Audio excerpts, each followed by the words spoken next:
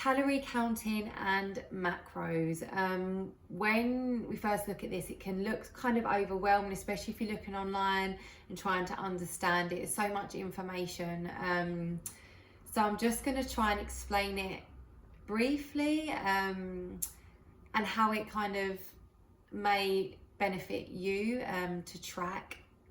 So, calories. To lose weight, if you're looking to lose weight, you need to be consuming less calories than you are burning. To maintain your weight, these need to be about the same calories in, same calories out. To gain weight, you need to be consuming more calories than you're using. All of those need to happen over time. It's not gonna be a big change if you just consume more calories than you're using over a day or even over a week. This needs to be consistently over time to make the progress and changes you want to. So then you have your macros. So macros, these are your carbs, your fats, and your proteins. So understanding macros and tracking macros helps us to understand what we're putting in our body and where our calories are coming from. So if we're just tracking calories, it can be quite easy to not get perhaps all the protein our body needs or the good fats our body needs, or to really be kind of overly carb heavy, or sometimes to not be getting enough carbs, because carbs still get a bit of a bad rap, especially when it comes to losing weight. But we need our carbs for energy. We need all of our macros balanced to get the best out of our bodies, for our well-being, and obviously to lose weight or to gain the weight we want to gain. So when you're looking at macros, you've got, like I said, you've got your carbohydrates. So with your carbohydrates, that's kind of things like your potatoes, your rice, your cereals, your fruits. And then you've got your proteins, which are things like your lean meats, your fish, egg whites, tofu, things like that. Fats, you're looking at like avocados, olive oil, your nuts and seeds. And a lot of foods have a mixture of all the macros. So your nuts will have some carbs and proteins in there as well as the fats. So inputting these and tracking your macros can really help you to understand what foods you can put in your diet to really get a nice balance. And a great question one of my ladies asked me the other day, and actually gave me the idea to kind of just share this video.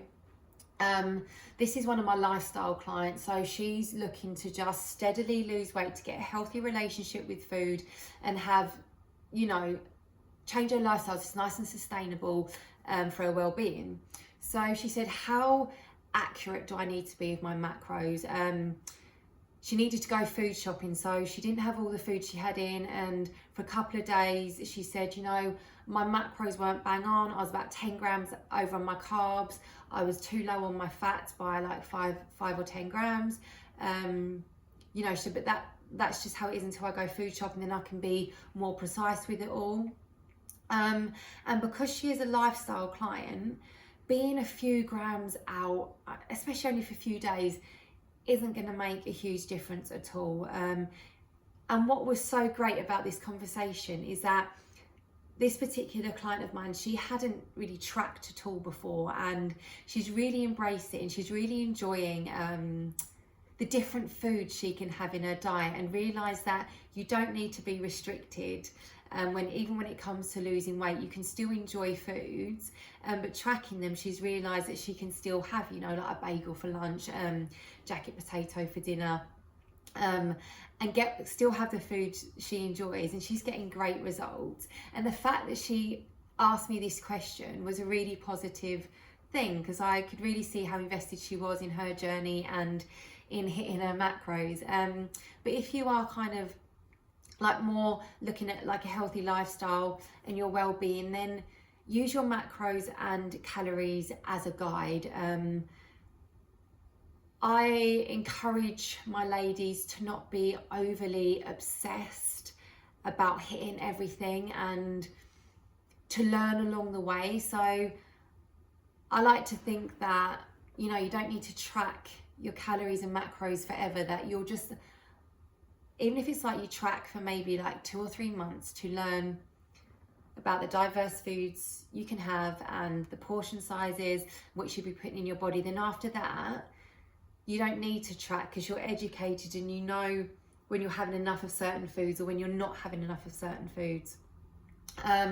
So you don't need to be exact when it comes to kind of your well-being. Use them as a guide, and as well remember probably how much better you are eating now than perhaps you were before you started on your journey. Obviously it's a bit different if I have my ladies that are perhaps prepping for like a fitness photo shoot, or for anyone that's on competition prep, when obviously I've been through pretty much all the stages of calorie counting and macros. So when I was competing, all my macros were literally on point. Even the times of my meals and my snacks, they were so exact. But that's because I was competing as a professional. That was my goal, that was my target. So it was imperative that I tracked everything to the dot and I was bang on with everything. But now that my focus is my well-being, obviously staying at a healthy weight, I actually don't track at all anymore. I think the only thing I weigh out is my kind of oats or my cereal in the morning and my berries, just to make sure I'm getting enough and I'm not overdoing it. Otherwise I'll just be like, with the cereal it'll be like 500 grams. But apart from that, I know my portion sizes. I know when I'm having too much, and also know if I need to have a little bit more. Again, my body's asking for it. It might be because of my cycle.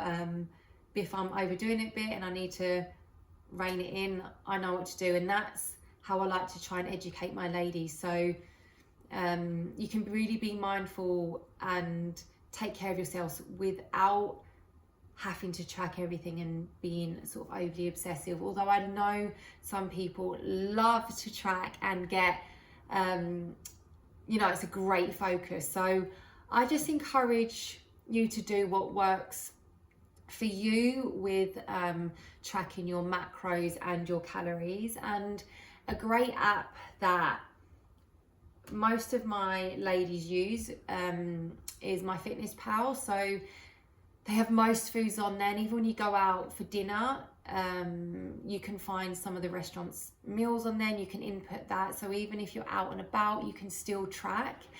And a little pointer as well, look at your calories over the week. So if you are going out and you've over consumed on one day, it